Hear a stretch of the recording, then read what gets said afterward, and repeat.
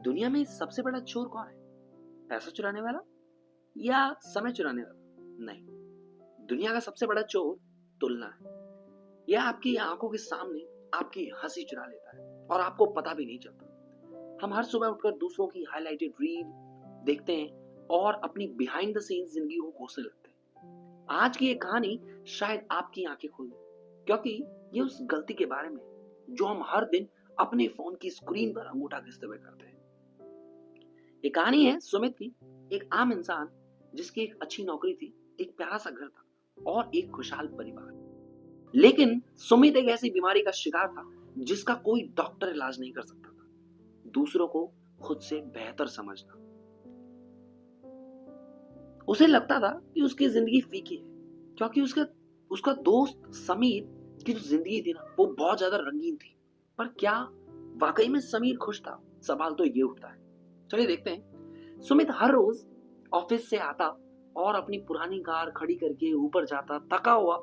सुमित जैसे ही सोफे पर बैठता, वो इंस्टाग्राम खोल लेता और वहां उसका पुराना दोस्त समीर अपनी नई नई चमचमाती लग्जरी कार के साथ फोटो डालता। कभी पेरिस में छुट्टियां मनाता तो कभी महंगे रेस्टोरेंट में डिनर करता।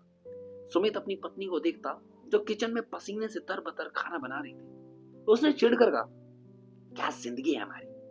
देखो समीर को, वो हर महीने विदेश में होता है और एक हम है जो इस मोहल्ले में सड़ रहे हैं। उसकी पत्नी ने मुस्कुराकर कहा, सुमित, हमारे पास अपना घर है, सुकून है, हम साथ हैं, क्या यही काफी नहीं है? सुमित चिल्ला पड़ा, नहीं, यह काफी नहीं है। मैं नाकामयाब हूं, मेरी जिंदगी में वो चमक नहीं है जो दूसरों की। सुमित ने अपनी छोटी छोटी खुशियों को नजरअंदाज करना शुरू कर दिया। वो बच्चों के साथ पार्क नहीं जाता क्योंकि उसे लगता कि उसके पास ब्रांडेड कपड़े नहीं। वो दिवाली पर उदास रहता क्योंकि उसके पड़ोसियों ने बड़ा टीवी लिया था। वो हर दिन खुद को कम आंकने की गलती दोहराता रहता। एक रात सुमित को खबर मिली कि समीर का एक्सीडेंट हो गया। सुमित घबरा कर उसके पास पहुंचा हॉस्पिटल। वो अकेला प्राइवेट कमरे में लेटा हुआ था, उसके पास कोई नहीं था। सुमित को देखते ही समीर फुट फुट कर रोने लगा। समीर ने सुमित का हाथ पकड़ लिया और कहा, सुमित, तुम बहुत खुशनसीब हो। मैं इन फोटो और दिखावे के चक्कर में इतना कर्ज में डूब गया हूं कि मेरी नींद उड़ चुकी है। मेरी पत्नी मुझे छोड़कर चली गई है क्योंकि मैं उसे वक्त नहीं दे पाया, बस पैसा कमाता। ये महंगी गाड़ियां, पेरिस की ट्रिप, सब कुछ दे दूं अगर मुझे तुम्हारी जैसी एक जिंदगी सुकून भरी और एक शाम सुकून भरी मिल जाए जहां मेरा कोई इंतजार कर रहा हो। सुमित सन्न रह गया। जिसे वो स्वर्ग समझ रहा था, वो दरअसल कांच का एक महल था जो अंदर से उसे खोखला कर रहा था, और वो खोखला भी था। सुमित को अपनी गलती का एहसास हुआ। वो हर दिन एक ऐसे इंसान से अपनी तुलना कर रहा था जो अंदर खुद से टूटा हुआ था। हम सभी यही गलती करते हैं। हम दूसरों की सजी हुई दुकान देखकर अपनी भरी हुई तिजोरी को बेकार समझने लगते हैं। हम भूल जाते हैं कि हर चमकती हुई चीज सोना नहीं होती। सुमित घर लौटा। उसने अपनी पुरानी कार को प्यार से छुआ और अंदर जाकर अपनी पत्नी को गले लगाया।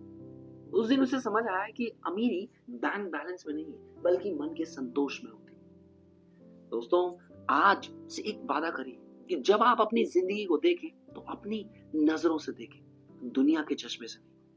आपकी दाल रोटी किसी और के लिए सपना हो सकती है, आपकी छोटी सी नौकरी किसी बेरोजगार के लिए जन्नत हो सकती है। तो तुलना करना बंद कीजिए और अपनी जिंदगी को अपने ढंग से जिए, क्योंकि हर फूल के खिलने का वक्त अलग होता है। अपनी जिंदगी की किताब के पन्नों को दूसरों की किताब से मत मिलाइए, क्योंकि आपकी कहानी का लेखक भगवान है और उसने आपके लिए कुछ बेहतरीन लिखा है।